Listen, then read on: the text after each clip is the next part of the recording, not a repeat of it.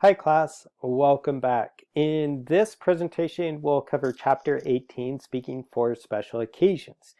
Now, there are a variety of speeches that are based on special occasions that don't necessarily fit into those distinct categories of informative speaking or persuasive speaking. And so I would argue most of the special occasion type speeches that you'll do will happen in your personal life. However, there are a few exceptions in which our professional careers or the environment we work in will require us to give some sort of speech in a special circumstance type situation. So there are a few different types of special occasion speeches. These are speeches of introduction, presentation of an award or an acceptance of an award, and then speeches to commemorate. So let's go ahead and go through each of these speeches. So the first speech is the speeches of introduction. And this is a speech introducing a main speaker to the audience. So a few semesters or a few years ago, I invited one of my friends, and she is a psychologist, a counselor, and she has her private practice for therapy. And so I invited my friend to speak to my class, my public speaking class, on anxiety, what it is, and how we can reduce our anxiety. So teach us some tips and tricks or methods to reduce our anxiety. So before my friend, started her presentation, I gave an introduction type speech. And so this is where I introduced the keynote speaker, their qualifications, and some of the things that they accomplished in their lives, really to provide some credibility for the speaker and introduce them to the audience so they know what to expect. So in these type of introduction speeches, we are not the main speaker. We're simply there introducing the main speaker. So they're typically short speeches, about 30 seconds to maybe 3 minutes. Again, and that's depending on the context, who the speaker is, the more, I guess, power they have in an organization, or the most, if they're more prestigious, or if they have a lot of qualifications or experiences, sometimes these speeches go a little bit longer. So you think of, kind of where we're at right now with, gearing up for November. This is a presidential election year. So, you're going to have these candidates be introduced by someone, and the person doing the introduction speech is going to probably take a lot of time in introducing them. Because these candidates are, they have a long track record of maybe experiences or accomplishments, and so the introduction speaker is trying to capture all of that. So when the main speaker comes out, there's some ground information there. So when we are called upon to do a speech of introduction, we want to keep it brief. Again, keep it brief. We aren't the main attraction. The keynote speaker is. We want to be accurate in our information. We want to make sure that we are communicating relevant, accurate information about the speaker. The last thing we want to happen is give inaccurate information, because then the speaker is going to have to come up and correct us on our mistake. That will erode our credibility and also the keynote speaker's credibility as well. So make sure that we do the homework prior to, that we understand the speaker, what it is, that we're going to be speaking on.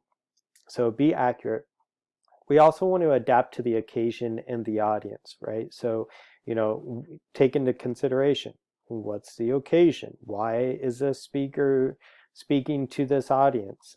Is this, an entertainment type speech? Is this an informative speech? So forth. And again, you want to adapt your speech to the audience and their needs, and again, where they're at. So we've already done a speech like this in the beginning of the semester, where you introduced one of your classmates to the rest of us. So you should have some experience with the speeches of introduction.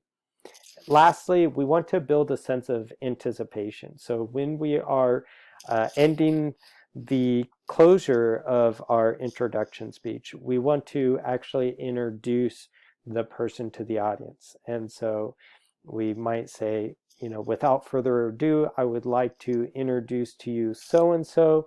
Let's give them a warm welcome. And then everyone starts clapping as the main speaker takes the stage, right? Typically, we do those in-person type presentations.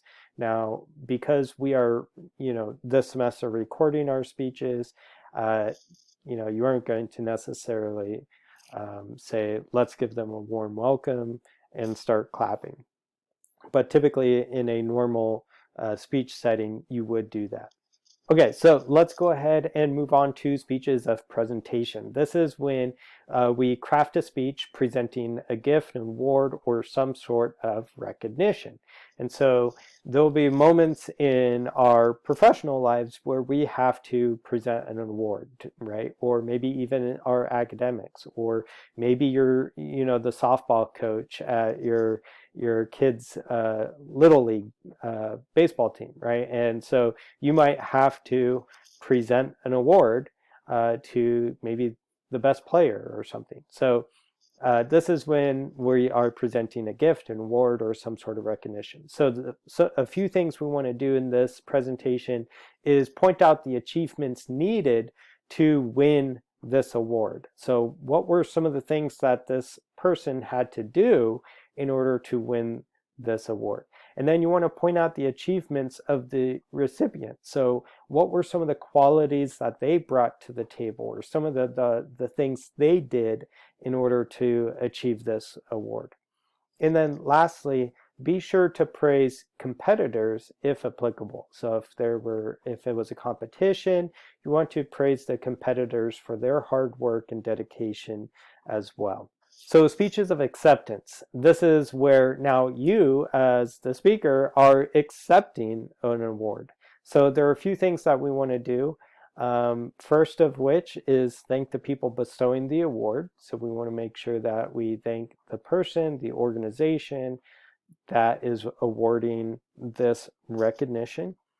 We also would like to acknowledge the people who helped us achieve that award. So this could be, I want to thank my mom and dad, or I want to thank, President so-and-so for guiding me in this organization, or, I want to thank God for this, for giving me the abilities to do this, or, maybe it's a mentor, I would like to thank, so-and-so for guiding me in this process, and so forth. Right? So this is where you get to acknowledge important people in your life that helped you achieve an award. Next, you would want to acknowledge the competitors. Again, if applicable, you want to acknowledge the competitors and their hard work and some of the qualities that they brought to the table and how that made you a better person. Some other things that you could also incorporate into this type of speech is what this award means to you, or how is it going to motivate you to continue with the things that you're working on. So maybe in a professional context. So I remember when I graduated with my master's degree, I threw a graduation party, and of course I had friends and families there.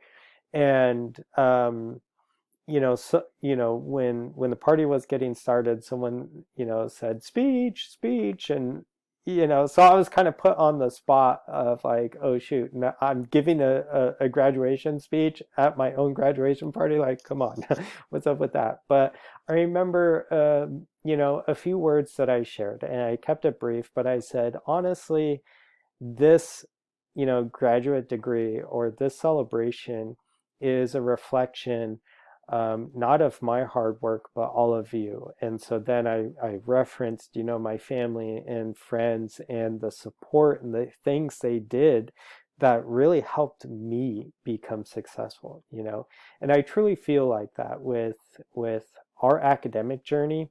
It's so easy to think to ourselves and say, oh, look at all the hard work that I did, right? I made this happen for myself. And while, yes, that is true to a certain extent, we often forget the community that of people that have really shaped us or contributed to that success.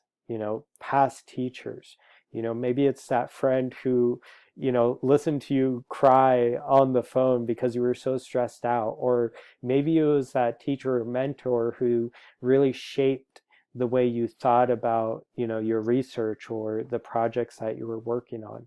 Or maybe it was that horrible professor you had, and you realize, like, okay, I don't want to be like that person, right? So it could be a number of things, a number of factors. But when you're accepting some sort of an award, again, thank the people who are bestowing that award, acknowledge the people who have helped you, and if applicable, acknowledge the competitors. Okay, let's move on to speeches to commemorate. This is when we give a speech to pay tribute to a person, a group, an institution, or an idea.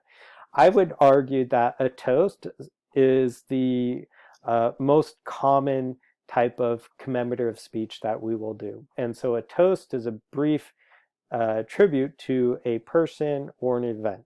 Most commonly, a wedding toast speech, or it could be maybe a funeral eulogy where you're paying tribute to someone's life.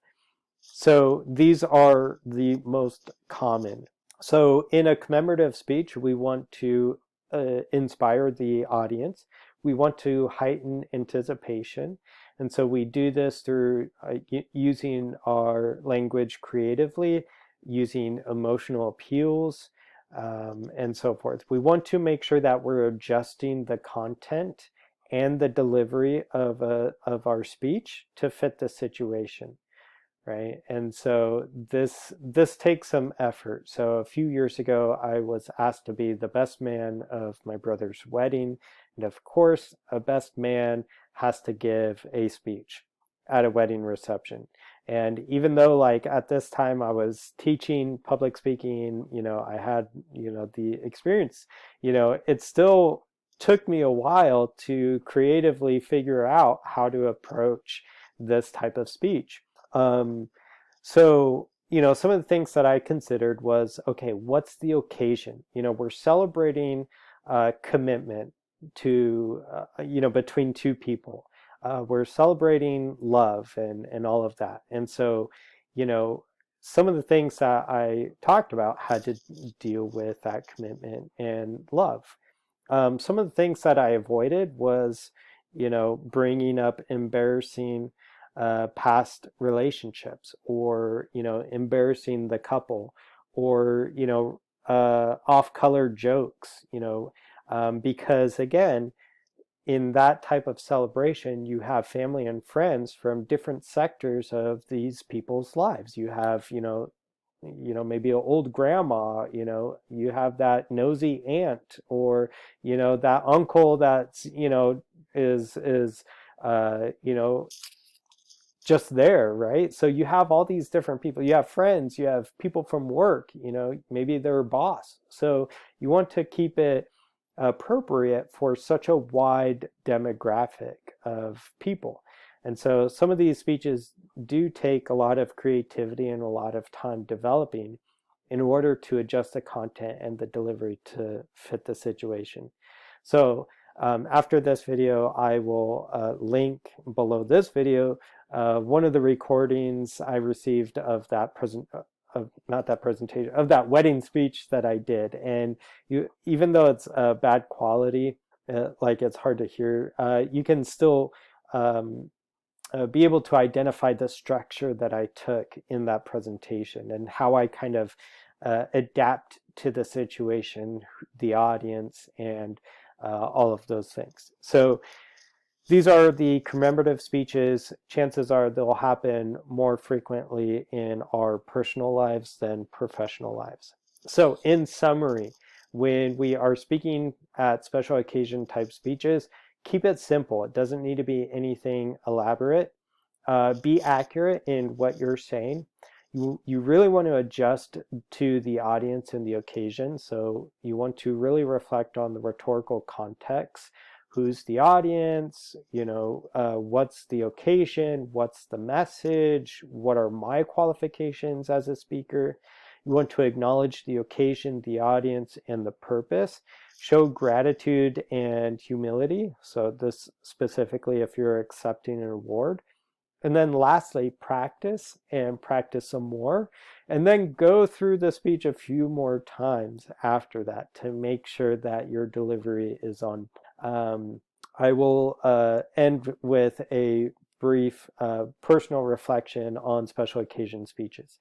So getting in front of a class and talking about this type of material is very easy for me. At first it wasn't, but I grew into this role as an educator. And so now I can get up in front of anyone and nerd out about communication stuff because there's a disconnect. This is something that I didn't take into consideration when doing that wedding speech. And that is, I'm surrounded by friends and family. The celebration was, amazing, but that made me really emotional. And so during that best man speech, because I was speaking about personal matters and sharing some stories and seeing, my brother, take that next step in his life, there was a few moments where I almost just broke down in that presentation. So I wish I had practiced that presentation more and anticipated some of the emotional things that I would be feeling as a speaker to better prepare myself. So again, keep that in mind when you're preparing a speech for some sort of special occasion. And that's it for this presentation, and we'll see you next time.